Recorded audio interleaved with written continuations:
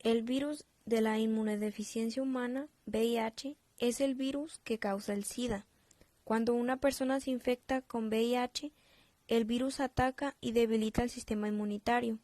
A medida que el sistema inmunitario se debilita, la persona está en riesgo de contraer infecciones y cánceres que pueden ser mortales. Cuando esto sucede, la enfermedad se llama SIDA.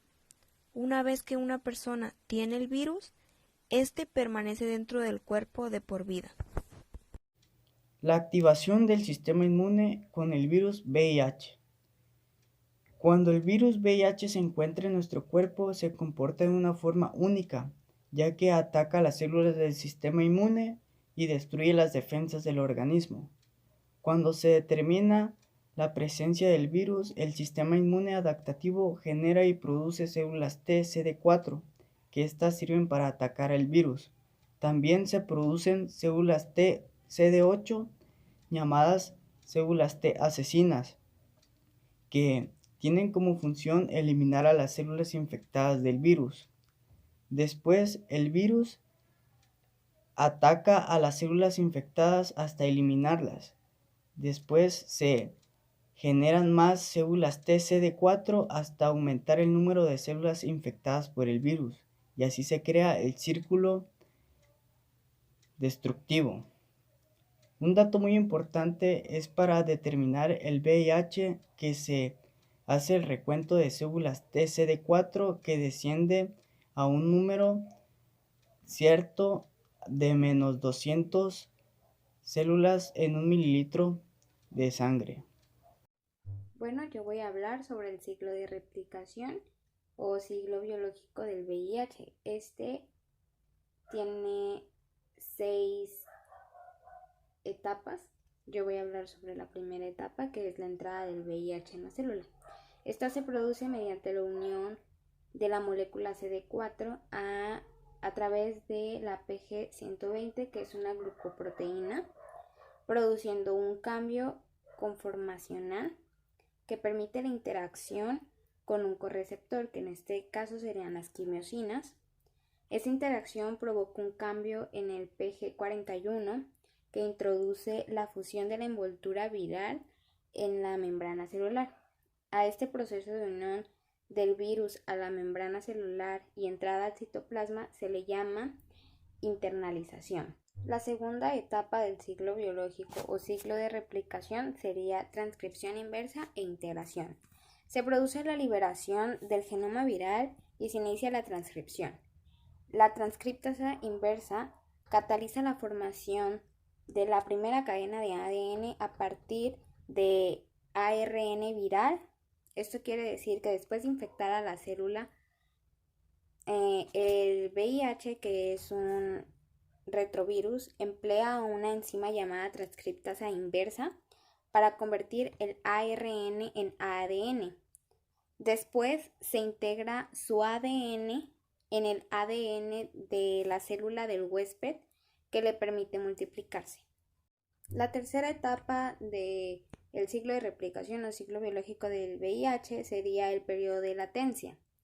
Tras la integración, el VIH puede permanecer latente, replicarse de forma controlada o sufrir una réplica masiva que resulta en un efecto citopático. Un efecto citopático es cambio bioquímico, molecular, morfológico y variabilidad celular en la célula infectada.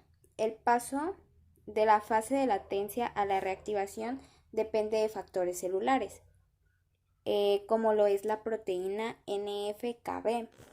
Es un factor presente en el organismo de forma natural, que solo se induce en procesos de activación inmunológica. Tras dicha activación, el fenómeno de reactivación del estado de latencia es rápido y progresivo.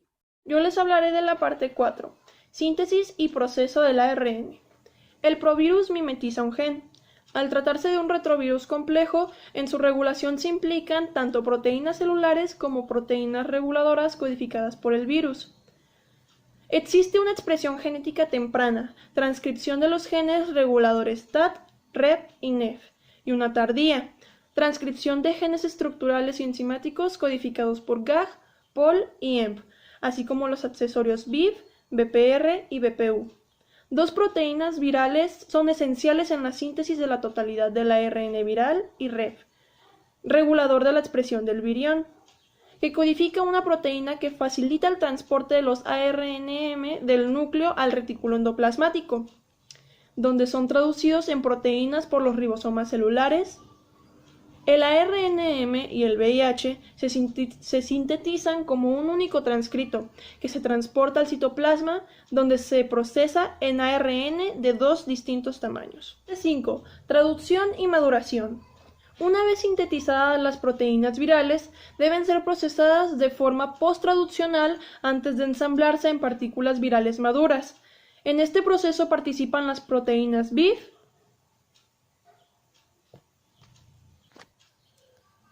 y BPU. Una proteasa celular en el procedimiento de la PG160 en PG141 y PG120. Y la procesa la poliproteína precursora GAG-POL, que produce proteínas del virus como la proteína de la matriz, de la cápside, etc. El procesamiento por la proteasa viral es esencial en la maduración del VIH, por lo que supone una diana importante en el desarrollo de fármacos. Finalmente, una vez han madurado los viriones y se han ensamblado correctamente las proteínas virales, el nucleoide se desplaza de la membrana celular, donde se recubre de la membrana lípida y de glucoproteína de superficie adheridas a ellas, y es liberado por gemación. Parte 6. Transmisión. Esta se puede dividir en tres partes: la transmisión parental, por drogadicción por vía parental, transfusión de sangre o hemoderivados y trasplante de órganos y tejidos. La transmisión sexual, ya sea homosexual o heterosexual. Y la transmisión transversal, intrauterina, parto y lactancia. Respuesta inmunológica y su acción sobre el agente infeccioso. Durante el contagio del VIH a través de las mucosas, el primer tipo de leucocito con el que suele encontrarse el virus son las células dendríticas. En los ganglios, las células dendríticas presentan los antígenos procesados del VIH a los linfocitos B y T, con lo que se desencadena la respuesta adaptativa a la infección. Pero el sistema inmune no se da por vencido. Dentro de las células infectadas, proteínas antivirales trabajan para detener la reproducción del virus y impedir que escape de la célula. En su exterior, glóbulos blancos llamados células B producen anticuerpos neutralizantes que impiden que partículas del VIH entren a los glóbulos T sanos. Las natural killer destruyen las células infectadas directamente, que éstas liberan una proteína llamada perforina, que esta perfora las células infectadas, desencadenando la autodestrucción. Durante un tiempo las defensas se mantienen y los niveles del virus disminuyen hasta que el VIH comienza a contraatacar. El VIH desactiva las proteínas antivirales de las células, permitiendo que nuevas partículas del virus salgan. Al mismo tiempo, muta dentro de la célula para evadir la detección.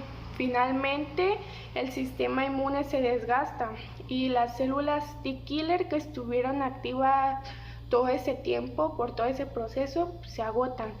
El organismo pierde la capacidad de hacer nuevas células T auxiliares y finalmente el cuerpo se vuelve inmunodeficiente y esta condición se conoce como el SIDA. En conclusión, el SIDA es una enfermedad mortal con la que debemos de tener cuidado, porque no se sabe a simple vista quién es portadora del VIH. El no usar preservativo es la forma más común de contraerlo, pero también se puede contraer por usar cosas que no sean esterilizadas y que ya hayan sido utilizados por alguna otra persona que sea portadora del virus. Por otro lado, muchas personas tienen la idea de que si conviven con alguien que sea portadora, se pueden contagiar, pero eso es falso, ya que solo se puede contraer por fluido corporal. Una recolección de muestra para realizar un diagnóstico microbiológico se utiliza en el laboratorio clínico para diferenciar a una persona con un sistema inmunológico alerta de una que no lo tiene.